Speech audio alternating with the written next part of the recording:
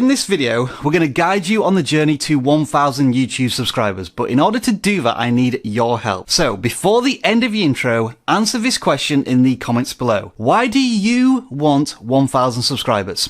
Let's do this. vidIQ. vidIQ. vidIQ.com.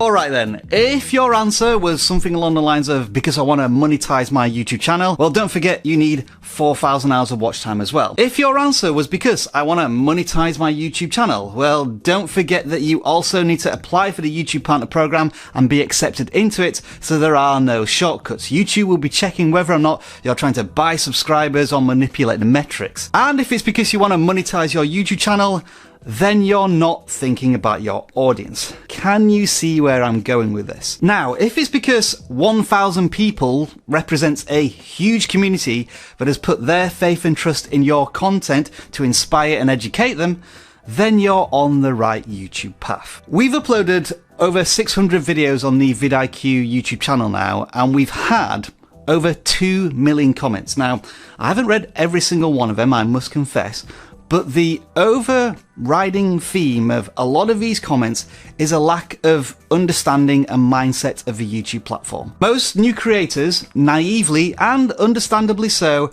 are thinking more about what they can get from the YouTube platform rather than what they can give to their audience. And I've said this already in videos that we've made in 2020. Stop thinking about the metrics and how you gain things from the content that you create, and think first about what's valuable to your YouTube audience. I can almost guarantee that when you shift mindset from you to your audience, your channel will grow so much faster and so much more easily that you'll hit 1,000 subscribers before you even know it. And that's because your content, your daily interaction with your community becomes far more important than any milestone that you're trying to achieve. Hello, I'm Rob and welcome to vidIQ, the YouTube tool and channel that aims to educate you on your YouTube journey. For more YouTube tips, tricks and advice just like this, make sure to subscribe to the channel and do this, so that you're the first to be notified when we release brand new content. As always, school is, well, already in session.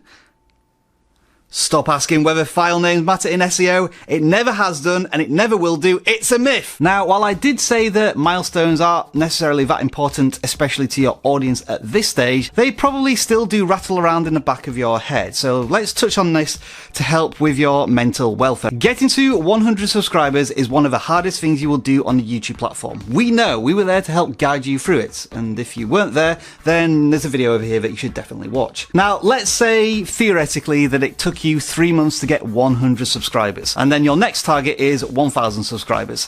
That might be a bit of a stretch, but at the same time, it's not going to take 30 months to get to 1,000 subscribers, because like with any YouTube channel, you will be gaining momentum. So what you want to try and continue to have is incremental increases in milestones. So going from 100 subscribers to maybe 250 subscribers, then maybe 500 subscribers, 750 subscribers, all the way up to 1,000 subscribers. As long as you're aware of a reachable goal somewhere in the distance and you keep track of your incremental steps towards that milestone, whether it be 2 or 3 subscribers a day or 10 or 20 subscribers a week, that will nourish you as you nourish your audience with value from your content. Now, if in the background you want to track these incremental milestones up to 1,000 subscribers, vidIQ has the free tool for you. On most YouTube pages, you'll see a cluster of YouTube tools from vidIQ. Click on the achievements one and it will give you all sorts of stats, but there is specifically one for subscribers,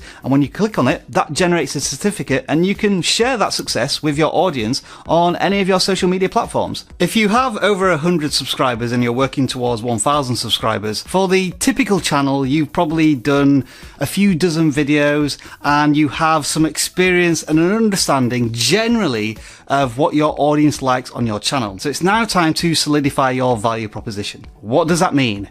Let me put it very simply. Describe your channel in 5 seconds or less in a catchy, memorable fashion. For example, our value proposition could be YouTube Growth Channel, but in order to make it catchy and memorable, what do we say our channel is about? Educating your YouTube journey. Now let me give you a couple more made up examples. Fortnite gaming channel. There are literally hundreds of thousands of these on YouTube already. So how do you describe your channel in a catchy, memorable way if you're a Fortnite gameplay channel? Well, it could be something along the lines of this. Because headshots are better at 347 frames per second. That could mean that your channel is all about how to improve the gameplay performance of Fortnite or any other first-person shooter game. It gives your channel more focus, your audience knows exactly what your channel is about, and it's memorable. What about this one? European travel vlog. Nah, it's too generic, we've heard it all before. Let's try this. Euro penniless travelling nomad. Alright, it's not my best effort, but I came up with it in 5 seconds. That defines your channel as content all about an individual going around countries of Europe, most likely on an extreme budget. And what type of content is that going to appeal to in terms of a target audience? Young students. So you've sold your channel to your audience, not explicitly and functionally, but through a catchy, memorable value proposition. Now, this can change over time. There is nothing wrong with that. But if your channel has a core theme, you always know the value that you're trying to deliver to your audience, and your audience, whether they be new visitors or regular subscribers, will always know what to expect from your content. So yeah, in short, I want to see some of your channel value propositions in the comments below. When it comes to starting and building a YouTube channel, I always say that nothing beats experience. So hopefully by now you should have some videos out on a platform and you've got some views and some subscribers. So what you've gained from that is social proof. You will have certain videos that are performed better than others. You'll have videos that have some engagement and some feedback, asking you to make follow-up videos or asking you general questions which you could potentially answer with future content. So my advice to you now would be to start researching your channel, even if it is the simplest trick in the book, which is to go to your video tab on your channel page and sort by the most popular videos. If there are any patterns in the top 5 or 10 videos that are telling you a certain type of content works, then make more of that content, whether it's about a particular topic or a video style. It may be that you've already chosen your video topic niche, whether it be sports, gaming, politics, wrestling, beauty, but from the content that you have, you should by now be able to find a sub-niche in that particular topic. Now, it might be predictions or tutorials or reaction videos, or when you're in front of camera and you're giving your personal stories. When you start your YouTube channel, there is nothing wrong with experimenting 80% of the time.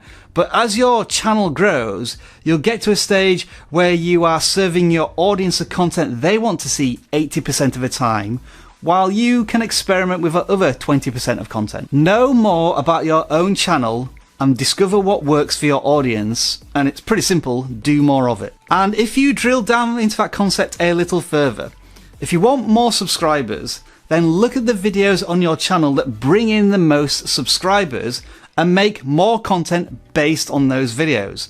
You can use the vidIQ channel audit tool to do this, as we have a column which shows you which videos on your channel bring in the most subscribers. And funnily enough, it's our video tutorials that are all about how to get more subscribers, hence why we're doing this follow-up video on how to get 1,000 subscribers in 2020. You know what we're also likely to do in the future? Based on the data we're getting from our channel audit tool, which is also telling us that we're making successful gaming content, we're going to make a video on how to get 1,000 subscribers as a gaming channel. It just makes sense. Now, this next thing may have been way down your priority list as you've built out your YouTube channel, but maybe you want to start thinking about creating a channel trailer. We've already talked about your value proposition. A channel trailer should essentially encapsulate that value proposition in a video of no more than 30 to 45 seconds. By all means, look at how successful creators have already used channel trailers to introduce themselves to an audience. What you're generally going to discover with channel trailers is that you have 1,000 fantastic ideas, but you only need to put one of them in that video, or else it's too long. With all that being said, there is an alternative to a dedicated channel trailer, and that is to use the video that converts most subscribers on your channel and use that as your channel trailer, as it's already proven to work with your audience. Next up, it's time to start taking search engine optimization, or SEO, seriously on the YouTube platform. After all, it is the second largest search engine in the world, and most creators get their start on YouTube by having discoverable content through search. This means extensive keyword research into your topic to find out what people are searching for, including those keywords in the titles, but also making those titles intriguing to click on. This also includes expanding your keywords out to your video descriptions, video tags if you want to, and trying to include keywords in the vocabulary of your video content, because YouTube is watching and listening to everything you put out on the platform. Now, some of these things admittedly are marginal gains, but remember this: if you're a channel with 100 subscribers versus another channel with 100 subscribers, would you rather be the video content creator that is giving YouTube as much information about their video as possible, or the one who's just throwing stuff onto YouTube and expecting it to be discovered? As you might expect, keyword research is a huge learning topic in itself. So we've done a big video over here on YouTube, but we've also done a massive course in the vidIQ Academy. vidIQ Academy allows you to go into microscopic detail on YouTube topics, including thumbnails, keyword research, finding your niche, starting a YouTube channel, and monetizing your content. And the best news is, when you sign up for either vidIQ Pro or Boost, you get the Academy included. There is a link in the video description. This next point is true for every single video creator, no matter where they are in their YouTube journey, and that is that they have pain points that are preventing their progress. Now, that could be thumbnails that just aren't clickable, or keyword research that doesn't match up to what people are searching for, or you're just absolutely terrible in front of camera, which means that you have to retake every single shot 10 times. And now is a good time in the early stage of your YouTube journey to start identifying these pain points and facing them head on. The longer you ignore that pain point, the more brittle that foundation on your YouTube channel will be, to a point where it is just crippling, handicapping your channel completely. Now, I don't suggest trying to tackle all of your pain points all at once. Identify which you personally feel is the thing that's holding your channel back the most, and usually at this point in a creator's journey, it's thumbnails. Now, if it is thumbnails, again, we've got a really big playlist over here on YouTube on how to create better thumbnails, and an Academy course down here. Whatever it is, spend an extra half an hour or hour per video trying to improve on that pain point by 1%. If you start to improve on something today, in 2 or 3 months, you'll look back at where those videos were and you'll think, yeah, that was horrible. Those thumbnails were terrible, but I'm so glad they look like this today because I'm getting a higher click-through rate and more views. Or presenting in front of camera, or your video editing, or your B-roll, whatever it is, start tackling it today. A lot of what I'm telling you in this video about how to get 1,000 subscribers is foundational strategies that are going to put your channel in good stead as you move forward as a video creator. Hopefully you're taking a lot of this on board, along with all of the other tips, tricks and advice you're getting from other YouTube educators. But what I would also encourage is to stay weird.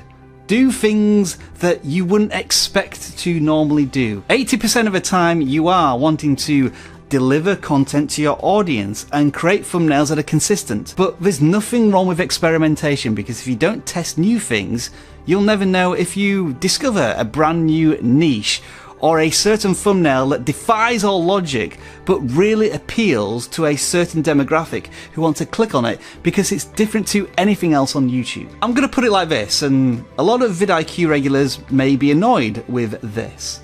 However, PewDiePie versus T-Series, that was me experimenting with different content on the channel, and it turned out to be highly successful.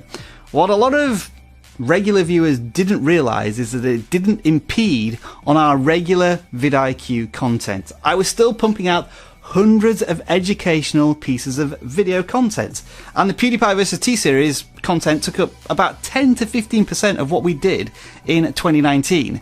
But at the same time, those videos brought in millions of views and tens of thousands of subscribers, many who have stuck around to now watch this type of content to grow their channels. Had I stayed strictly within the educational content that we provide here at vidIQ, we may not have reached 450,000 subscribers and 30 million views in the last year. Now that the PewDiePie vs T-Series story has come to an end, what have we come back to? Our core value proposition, educating you on your YouTube journey. It's just that 20% of the time I like to entertain you on your YouTube journey. Now, because of something called audience retention, not everybody who started this video is still watching right now. But for those of you who are 15 minutes into this content, thank you very much for watching. I value your time, and because you're watching the entire video, I hope you're getting the whole value from this content that you're going to use on your channel to help you get to 1,000 subscribers. You are the core members of this community, the brothers and sisters of the vidIQ family. And you will have those same people who are not just subscribers, but super fans. Those who already care deeply not only about your content, but about you as a video creator, and they want to see you succeed. Which is why you should engage with your community as much as you can in your videos. That's why at the beginning of this video I wanted to engage you all by asking a question which you have answered. And for the first couple of hours of this video's life, we will be responding to as many of those comments as we can. It's why I put a voting poll in a recent video asking you whether or not I should keep this beard. And the results have been a resounding yes. So that's exactly what I'm going to do, because I care about how you feel. And it's why, for the rest of this video, I'm going to shout out all of these people who just commented on the vidIQ channel. We always appreciate the engagement, and that's what you should do with your community. Grazik, Taj Musically, Voltage Ace, Changing Stranger, West of Gaming, 007 The Masked Gamer, Gaming with Morris, By Tatters, The Dreamcast, Zuzu.com, N Lamin D, Kian TV, Tutorial Life Studio, Kenjing TV, The Handsome Life, Parosun. Thank you, and thank all of you for watching. Enjoy the rest of your video making day.